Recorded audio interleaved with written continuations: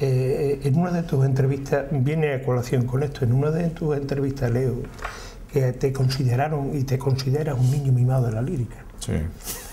Ahora estás pasando un momento duro. Bueno, pero es el momento que me toca, ¿no? Por mis circunstancias. Yo no... La vida hay que aceptarla. Otra cosa es la resignación. Yo no tengo resignación, yo lo que hago es aceptar la realidad. Pero sí me he considerado un niño mimado, explico por qué, ¿no? Un niño porque empecé afortunadamente muy joven. Antes de hacer lo que tú antes has dicho, que era mi debut oficial como cantante de ópera en Madrid en el año 90, yo había trabajado ya haciendo cosas como solista a partir de los 18 años. Con 18 años yo estaba trabajando, 18-20, estaba haciendo funciones en el Teatro Romano en Málaga, cuando había un festival de verano, y yo participé ahí ya asumiendo responsabilidades como solista.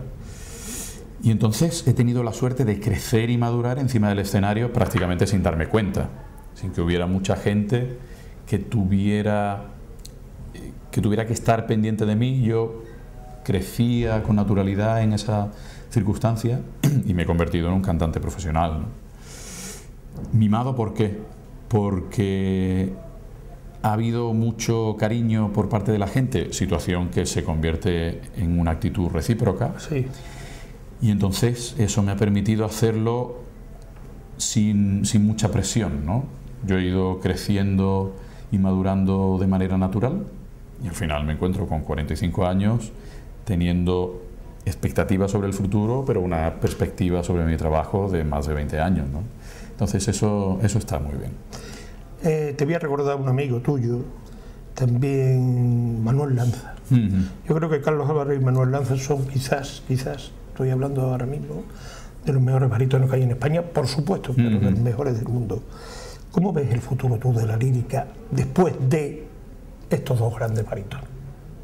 Afortunadamente la lírica no se termina nunca. El otro día asistía a una producción del Teatro Maestranza, Hansel y Gretel de Humperdinck, y era una producción hecha por estudiantes. Los cantantes ya son gente un poco más experimentada, pero por ejemplo el barítono que hacía de padre de Hansel y Gretel es un onubense de 22 años que está empezando su carrera y ya había asumido esa responsabilidad en un teatro como el Maestranza, ¿no? Entonces, afortunadamente esto no se acaba. Las voces siguen con la calidad, pero hay dos situaciones fundamentales. Tanto Manuel como yo, Manuel Santanderino y yo de Málaga, sí, tuvimos la oportunidad de aparecer en un momento en el que la explosión y el desarrollo de la estructura musical en este país permitía que estuviéramos un montón de gente trabajando en buenas condiciones y asumiendo responsabilidades desde muy jóvenes. Hoy en día la situación es completamente distinta. Ese era un momento de crecimiento, ahora España vive un momento de consolidación y entonces no se permite tanto a los más jóvenes asumir esa responsabilidad que nosotros asumimos en nuestro momento, ¿no? Pero afortunadamente las voces están.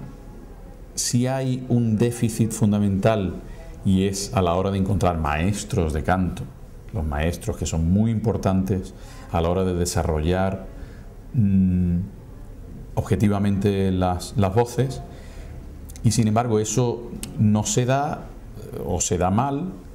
Y también este momento en el que ya incluso los teatros más pequeños tienen la obligación de presentar trabajos de calidad ante los espectadores y el público, y fundamentalmente cuando hablamos de dinero público, pues se sienten con una presión tremenda y tienen que tirar de nombres conocidos, de gente que va a responder perfectamente al requerimiento artístico, ¿no?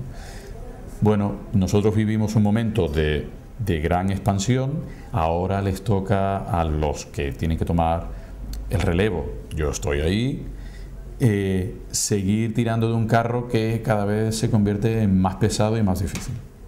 Tu momento actual, Carlos. Tú estás en el momento actual ahora mismo, desde abril del 2010, creo, 9, efectivamente, hasta ahora sin actuar, cuerda vocal. Ajá. Bueno, no, entonces Si hablamos de no actuar, desde febrero de 2010. Efectivamente, por eso te estoy hablando desde febrero de 2010. Eso. Nueva York, dejas Nueva York, te vienes para acá, empieza ya podríamos decir, tu ida y venida al médico, no se puede decir de otra manera, sí, tu ir y venir claro. al médico. ¿Cuál es el futuro de Carlos? Pues el futuro será el que me permita mi naturaleza.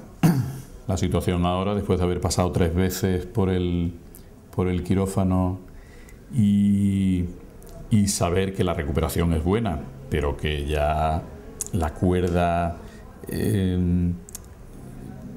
responde de otra manera. La verdad es que mi futuro no solamente está en el escenario, que estará, sin duda, sino que mi futuro está en otras instancias, ¿no? Me apetece mucho la posibilidad de transmitir conocimiento mediante la pedagogía vocal. He tenido la oportunidad de teorizar sobre mi trabajo y exponerlo ante los demás en conferencias que tienen que ver con cursos de la Universidad de Verano en Málaga, por ejemplo, en un curso que se llama Música y Filosofía, en el que ya he participado en 2 ocasiones y me lo paso pipa haciendo ese trabajo. Poder teorizar y exponer cuál es mi trabajo a la gente más joven en la Universidad de Sevilla, por ejemplo, en un ciclo que se llama Factor Humano y que organiza la universidad desde hace unos cuantos años. Ese es mi futuro. Yo ahora tengo la obligación de poder hacer compatible mi trabajo encima del escenario, que será en otras condiciones, posiblemente, pero también esa capacidad mía de poder transmitir lo que ya sé a los que vienen detrás, ¿no? O a los que están delante, porque también esa obligación del reciclaje, que a veces no existe. No existen talleres para los cantantes que estamos en carrera y que en algún momento existe algún problema. ¿Dónde acude uno? Pues quizá yo pueda ser un referente, sin que sea pretencioso, ¿no? No es pretencioso. Yo iba precisamente por ahí, me la has resuelto la pregunta siguiente, porque te iba a hablar de la labor docencia de Carlos Álvarez. Ajá.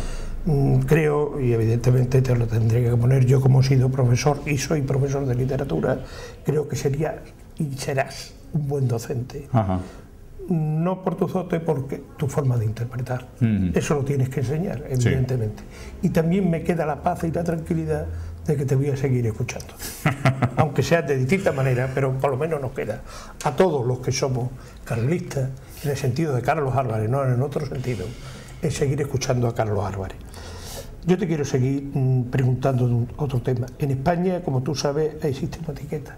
Una etiqueta desde hace mucho tiempo. Ópera élite. Sí. ¿Hasta cuándo? Es que eso no es verdad. Eso no es verdad. Entonces, si mantenemos la etiqueta, la mantenemos de manera artificiosa. No artificial, artificiosa. Porque hay gente que se preocupa de que eso siga siendo así. Y sin embargo, afortunadamente no es así.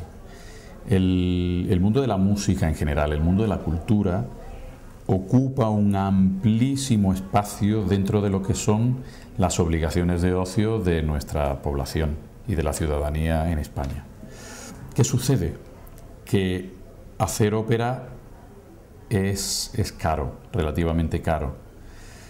Luego, los precios en este país, en los que no una socialización de la cultura se ha llegado hasta un cierto límite, pero hay una parte, utilicemos la palabra copago del hecho cultural, que todavía tiene que existir y que yo creo que es obligatorio además. ¿Qué sucede? Que claro, al final no hacemos ópera todos los días. La ópera se ciñe a temporadas en las que, pongo el ejemplo de la ciudad de Sevilla, hay 12 espectáculos de ópera que se distribuyen durante todo el curso académico artístico, pero de las que, excepto en algunos títulos, solo hay 3 funciones, 4 funciones, para una población como la población de Sevilla, de 1 millón y algo de habitantes, más población flotante y turismo que viene. No es suficiente. Y claro, la posibilidad de acceder a las entradas se convierte en un problema. Y por eso parece que es elitista. Pero no lo es, puesto que hay entradas que tienen unas características dentro del auditorio mismo del Teatro Maestranza, que son un poco más lejos, de una visibilidad menor, de igual acústica sin duda, que esas sí son más baratas y que puedes encontrar entradas para la gente joven, para la gente mayor o para el que compra el abono. Todo eso existe, ¿no? Y entonces yo creo que tener todavía la idea de que la ópera es elitista, el otro día este mismo ejemplo de esta ópera hecha por niños para gente joven y sus acompañantes fue un absoluto éxito. Tuvieron que hacer 2 funciones porque no daban abasto con el auditorio que tenían, y eso al final eso fluye y se comparte. Si hay gente que quiere seguir pensando de que la música cultivada es elitista, que la ópera es elitista, que el teatro es elitista, que una representación o una muestra en una galería de arte es elitista, pues que lo siga pensando, pero existe la posibilidad de que la gente vaya. ¿No crees tú que con la educación, pero la educación desde pequeño, desde niño pequeño, Austria, Viena claro, concretamente, sería posiblemente la salvación y quitar este tópico que hay en España de la ópera como élite, y lo haríamos más popular? Claro, pero además la gente cuando se acerca a la ópera ya no se desengancha. El problema es tener acceso a las entradas. Bueno. Ese es el problema fundamental. Entonces, si se hicieran más funciones, que además se pueden hacer de otra manera, porque puedes utilizar a un gran elenco para hacer la cabeza del león, y después la cola del ratón la puedes hacer con gente que están empezando, no, gente consolidada, porque es difícil hacer este trabajo, pero gente que está que pueda tener otras oportunidades de desarrollo encima del escenario, gente más joven quizá, y eso se puede hacer. Lo único que creo que se necesita es la intención desde las instituciones de poderlo hacer. Y la educación, cuando a un niño se le da la oportunidad de que se acerque desde pequeño al mundo de la música y al mundo de la ópera, pues lo toman como algo normal. Y al final, en vez de decir, bueno, pues nos vamos a hacer botellón, dicen, vámonos a la ópera. Sí, evidentemente. Absolutamente seguro. Entonces, ¿no crees tú mejor también, no sé si por mi afán sindicalista que tengo siempre, lo de llevar la formación al sindicato, llevar la ópera también a la escuela, sería importante? Sí, bueno, de hecho, este ejemplo que te ponía antes profundiza en ese camino, ¿no? Esa producción la han hecho niños de los colegios, ayudados por sus profesores y sustentados por la capacidad técnica del Teatro Maestranza. Pero el desarrollo fundamental ha sido de los niños. Estoy seguro de que esos 600 niños jóvenes que han participado en esa producción están deseando hacerlo de nuevo, y además el Teatro Maestranza ha asumido una responsabilidad de la que ya no se puede quitar de encima, que es tener que repetir y tenerlo que hacer de la manera más asidua posible. Carlos, antes de pasar a otro tema social, hacer una entrevista con un sindicalista y no tocar temas sociales también es un pecado mortal. Sí, lo sería. Efectivamente, lo sería. Pero antes de llegar a temas sociales, y otra pregunta. Olvídate ahora mismo del momento que estamos.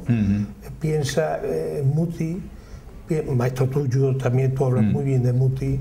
Piensa también en compañeros tuyos. Un lugar, una ópera, ¿dónde y cuándo? Pues quizá no sería en el futuro, sino que sería en el pasado. Y haría la que no pude terminar con Muti, precisamente, en el Metropolitan, Átila de Verdi. Es verdad, te quedaste sin Átila. Y con mis compañeros. El otro día me encontré con Ramón Vargas, un tenor mexicano magnífico, amigo desde hace muchos años. Estaba en Valencia haciendo un Elisir d'Amore y no nos habíamos visto desde que el día del ensayo general, en el que yo tuve que decir hasta luego porque ya no podía más, allí en Nueva York, en el Metropolitan, no nos habíamos visto hasta el otro día, ¿no? Entonces, si tuviera que elegir ahora mismo algo, sería por quitarme esa espinita de no haberlo podido hacer y volver a trabajar con el maestro Muti, al que tengo en gran estima y respeto profesional, y en un teatro como el Metropolitan que que me gusta mucho porque me lo paso muy bien.